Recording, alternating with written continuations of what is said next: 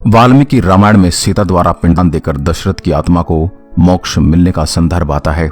वनवास के दौरान भगवान राम, लक्ष्मण और सीता पितृपक्ष के दौरान श्राद्ध करने के लिए धाम पहुंचे।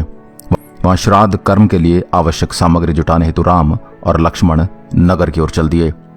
उधर दोपहर हो गई थी, पिंडदान का समय निकला जा रहा था और सीता जी की व्यग्रता बढ़ती जा रही थी। तभी दशरथ की आत्मा ने पिंडदान की मांग कर दी। गया जी के आगे फल्गु नदी पर अकेली सीता जी असमंजस में पड़ गई। सीता ने फल्गु नदी के साथ वटवृक्ष, केतकी के फूल और गाय को साक्षी मानकर बालू का पिंड बनाकर स्वर्गीय राजा दशरथ के निमित्त पिंडदान दे दिया। थोड़ी देर में भगवान राम और लक्ष्मण लौटे तो सीता जी ने उनसे कहा कि समय निकल जाने के कारण मैंने स्वयं पिंडदान कर दिया है।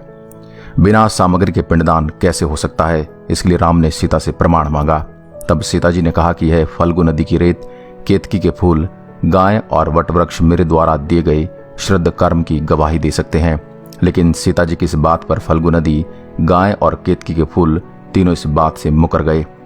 सिर्फ वटवृक्ष ने सीता जी की बात की पुष्टि की। तब सीता जी ने दशरथ का ध्यान करके उनसे ही गवाही देने की प्रार्थना की।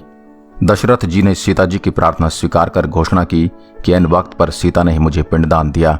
इसके बाद राम ने सीता पर विश्वास कर लिया, लेकिन तीनों गवाहों द्वारा झूठ बोलने पर सीता जी ने उनको क्रोधित होकर श्राप दिया कि फल्गु नदी जा, तू सिर्फ नाम की नदी रहेगी, तुझ में पानी नहीं रहेगा।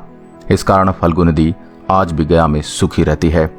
सीता ने गाय को श्राप दिया कि तू पूज्य होकर भी लोगों का झूठा खाएगी, और सीता ने केतकी के फूल को श्राप दिया कि तुझे पूजा में कभी नहीं चढ़ाया जाएगा। उसके बाद वटवृक्ष को सीता जी का आशीर्वाद मिला कि उसे लंबी आयु प्राप्त होगी और वह दूसरों को छाया प्रदान करेगा तथा पतिव्रता स्त्री तेरा स्मरण करके अपने पति की दीर्घायु की कामना करेगी। सीता के श्राप के कारण ही गाय को आज भी झूठा खाना पड़ता है। केतकी के फूल को पूजा पाठ में वर्जित रखा गया है और फल्गु नदी के तट पर सीताकुंड में पानी के अभाव में आज भी सिर्फ बालू या रेत से पिंडदान दिया जाता है। दोस्तों, अगर आपको हमारी ये वीडियो अच्छी लगी हो तो हमारे चैनल को सब्सक्राइब करना ना भूलें। अपने दोस्तों के साथ इस वीडियो को शेयर जरूर करें। धन्यवाद।